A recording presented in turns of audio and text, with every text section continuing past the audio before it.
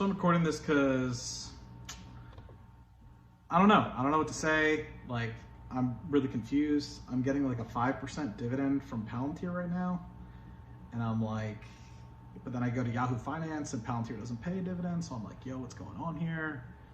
Anyway, the title and thumbnail are clickbait, my guys. Okay, let's just be real. I'm writing covered calls and we're making about 5 to 6%. This is over the course of about a month and a half, so we'll walk through it a little bit. If I get motivated enough, I'll take screenshots of all of them, but otherwise I made a little Excel table. Yeah, I put in the work to make this little spiel for you guys. 5%, very, very far out of the money, like 5 delta, 3 delta, sort of covered calls, so very low likelihood of those things getting called away unless there's some sort of massive event. And in the case, a lot of these are, above 100% returns on my entire cost basis, of which I would just start doing the wheel strategy to get back in eventually. But, we're talking very low risk, a couple pennies on the dollar every single week. And it ends up being 50, 60 bucks, sometimes close to 80 bucks every single week. And that adds up over the course of a month and a half. And, just taking a quick look at it, I had a pretty good success rate over the past month and a half. The stock's been relatively stable to an extent. It did have a pop-up one day of like 6-7%, and then it kind of came back down again. But overall, been able to consistently get 2 cents 1 week for a contract, 1 cent 1 week for a contract, when it really should have been 2. Should have been patient. And then some weeks I was able to get 4, or 1 week I was able to get 4. Averaging about 3 cents, just under 3 cents per contract over the course of the past month and a half. And that ends up getting me about 5.72% on the value of my current shares, which is $53,000. And that's annualized, of course. So it's about 0.7% over the past month and a half. Now you guys might be saying, man, I'd be excited to get 0.7% in a checking account or a savings account over the course of a year. Well, Maddie did it in a month and a half, a very low rate, very low work. And if you think about it from a return on capital, which is $31,000, it's about 1.2% return over the course of a month and a half. So if you were to annualize that, using kind of the dates that I started with, so I started on August 7th doing some of these contracts and stopped on September 21st doing some of these contracts. You get an annualized rate about 9.72% on the capital of $31,000. So if you were to annualize that, now of course it's perfect, right? You'd get about $3,000 in a year, which is pretty awesome. And if you were to do return on value, I guess, you get about 5.7%, which is absolutely phenomenal as well. Just to run through some of these contracts, I mean, these is just like very low delta. I mean, we can go to Robinhood right meow, block out some of this stuff here, but we can go to Robinhood and right meow and look at future contracts. Generally speaking, my strategy is pretty consistent. I've explained it very regularly in my WhatsApp group. If you guys aren't in that, feel free to message me and I'll be more than happy to send you guys the link. But it's not too difficult to do. Generally speaking, you just kind of look at, like we're expiring the 24th. Like I think I just wrote this contract today. I said, you know what? I think I've calls on at 32 bucks. I don't think it's gonna get to 32 bucks. So it does involve a little bit of risk associated with things getting called away if there is a massive run up or something of the like. But what I say here is I think that, we're gonna be 2-3 days out from expiring on that contract as of, midnight tonight. I don't think it's going to get called away. So you can just easily look and say, okay, we're at the 96% chance of profit here, or the 5-4 delta. You're looking at 6-7 cents. It's actually jumped up a good bit. I think that might be a little bit extreme, but anyway, that probably came down or should come down when the market opens tomorrow. But you can easily look at even the 34 for 4 cents, which I think is what I sold today, and go to the 2.5 delta. I think if you look at it, this is a 3 delta. And you're able to get 4 cents. 4 cents times 20 contracts, that's 80 cents. Multiply that by 100, it's 80 bucks, right? You have to pay some commissions, you walk away with a good chunk of change. And what's the likelihood that the stock's gonna move from 26.50 or 26.66, which is at right now, to 34 bucks, pretty low likelihood, right? Chance of profit, 97% at the moment.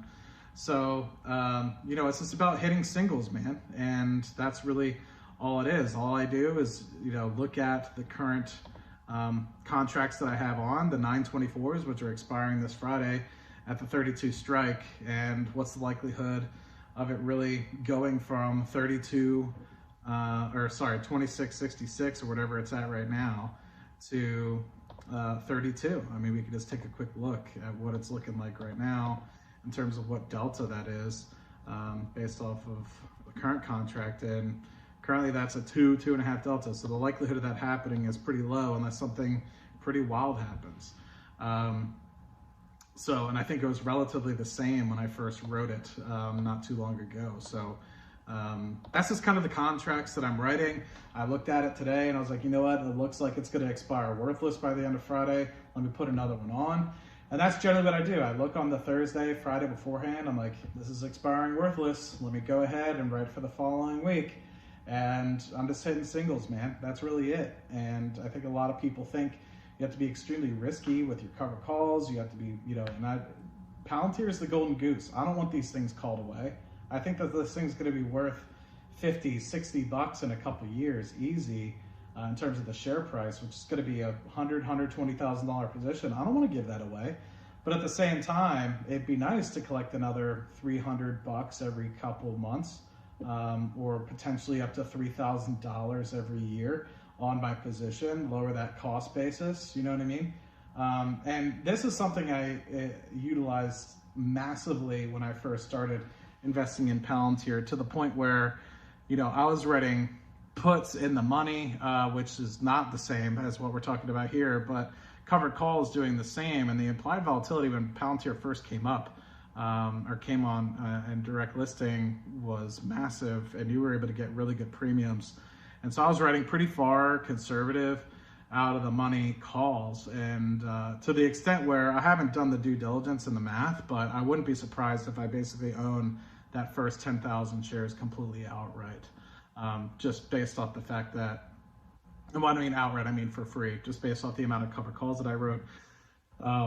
If you include the cash secured puts or the naked puts, whatever you want to call them, definitely own that first 1,000 shares of Palantir 100% free with the amount of premiums I've made.